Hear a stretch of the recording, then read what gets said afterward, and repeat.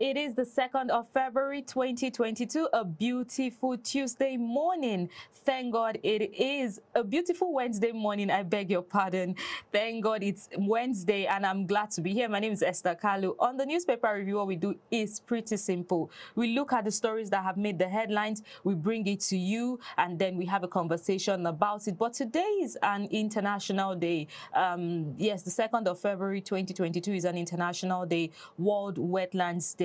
And it is the first time that it will be celebrated and recognized as an international day by the United Nations. We would get into a conversation with our guests much later in the show, just to focus on that aspect of life. Climate change has become a conversation we cannot avoid, I must say. And here also on the newspaper review, we'll look at headlines from the Punch newspaper in Nigeria, the Vanguard newspaper, and the Guardian newspapers here in Nigeria. Outside Nigeria, we go to the Star newspaper and the Standard Digital in Kenya, still in Africa. Then outside Africa, we look at the Times UK and the Washington Post. Now, the conversation of fuel subsidy removal in Nigeria had been on the papers for quite some time and it became intense. But today, it got the attention of some other people, where we have marketers and Labour One as federal government pushes refineries repairs to Buhari's success. So that's a major headline. Now, I have my guest join us virtually via telephone call this morning. Thanks for joining us this morning, Mr. Oladapo. Yeah, thank you for having me. Yes, it's World Wetlands Day and the first of its kind being celebrated across the world according to the United Nations. First, I'd like you to give us a brief understanding of what it means, World Wetlands Day. Okay, so World Wetlands Day is just a day that is set aside to create sensation and awareness about wetlands conservation. All over the world, the UN has dedicated a day, February 2nd, all over the world, that we talk about issues affecting wetlands and what is necessary to be done to conserve wetlands. Okay, so now this global awareness, how does it affect people? How does it affect our planet? How does it affect our world? Because Nigeria and Africa is not excluded from the whole world. So let's understand how it affects us. Okay, so fortunately for us, Nigeria also has quite a large number of wetlands. We have everywhere in Lagos, in every part of the country, we have wetlands. So, so wetlands is also okay. Or maybe I should quickly define what wetlands is. Just a piece of land that's saturated by water, either permanently or temporarily, and it has its own importance. So when we look at the importance of these wetlands to the environment and to the people, then it's necessary for us to discuss issues that are affecting it. For instance, if you say people need to live in affordable house, if they don't have affordable house or they are not having affordable housing, it becomes an issue for the populace. The government is taking it serious. The same the issue of environment, the issue of wetlands has to be taken serious, because if we have disappearing wetlands, we don't have at all, then it's going to affect us. And because when we look at the importance the wetlands is performing, or importance of wetland contribution to the ecosystem, to the biodiversity generally, then we'll consider it as an important thing that we need to focus on. Okay, when you said disappearing wetlands, what do you mean? Are you saying the wetlands are becoming dry lands? You know, to someone watching and is wondering why should we preserve a wetland if we need spaces to probably build houses and industries? Okay, so two major things in the aspect of the disappearing. One, some are getting dried up as a result of human activities, and we are having some being subdued. There's this insatiable quest in man that they want to develop. Development business itself is not wrong. Of course, if there's no development, we don't have this technology. You cannot call me. We will not have salvation. So we are always inventing development. It's fine, but these have to be done sustainably. So we have discovered that we are having a lot of sampling of these wetlands. So when you sample wetlands, it means that then there's no longer, we don't have wetlands again. So that's disappearing wetlands. So we also have the... I can hear you. Okay, so we also have where we have over exploitation of the wetlands over time. And if it's over exploited at the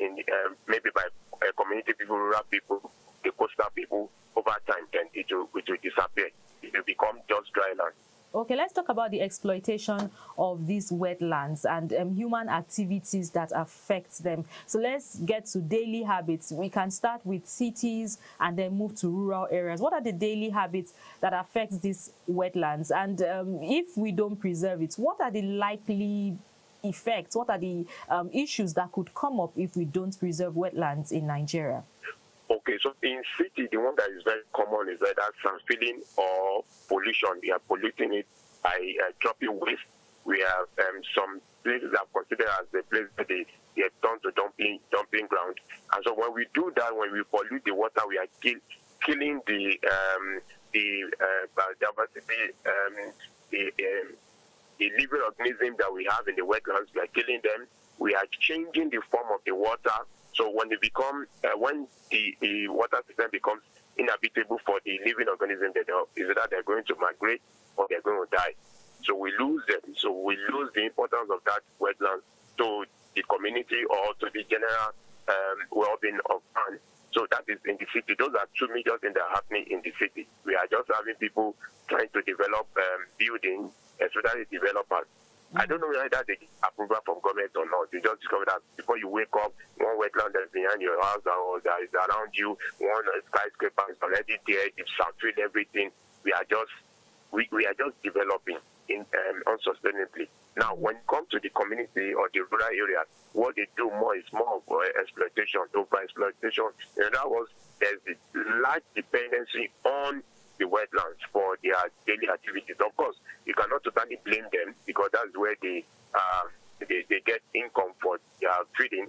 So, but what government can do, or the NGO like us, NCF, Nigerian Conservation Foundation, has been doing, is to go to these community people and do empowerment programs and do train them and provide little funds we could to dissuade their mind on over-exploitation so that they will reduce their total dependency on the wetlands.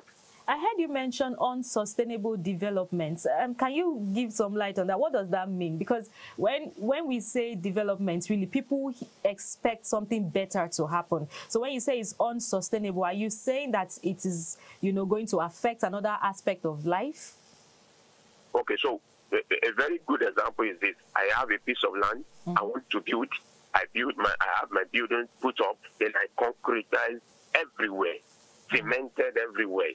That is unsustainable. Why? You're supposed to plant a tree. You're supposed to have a small garden. You're supposed to have a piece of land, a little portion where you can have something green. If it's possible for you, you can. So, for instance, even when you have a piece of land that you have a portion that is for wetlands, you can leave it. It's not out of, because this can also serve a purpose for the ecosystem. Number one is this: when you have wetlands also help us to reduce flood.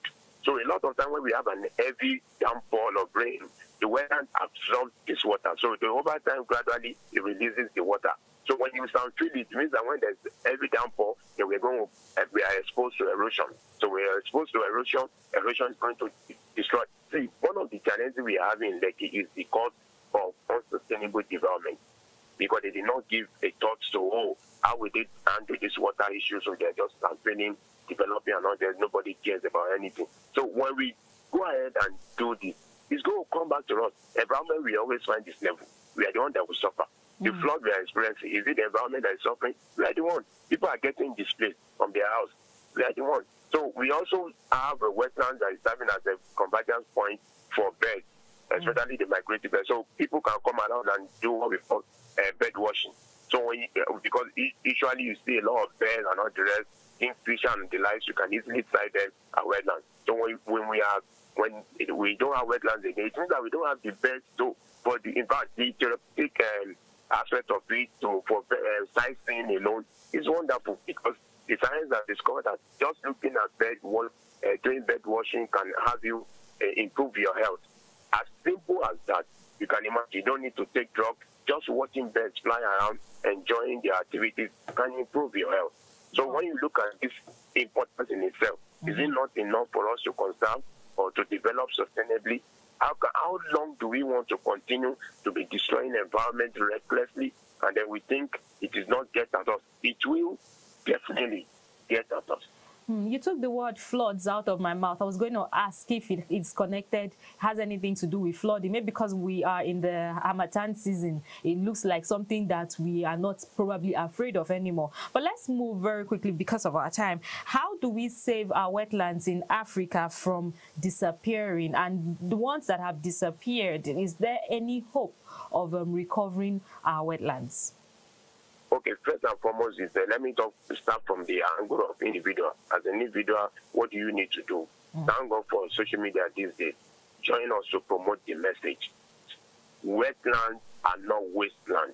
The theme for this year's commemoration is wetlands action for people and nature. So they are doing a clarion call that people should rise up to salvage or to save wetlands for further disappearance and destruction. So on your own, you can post some of these messages.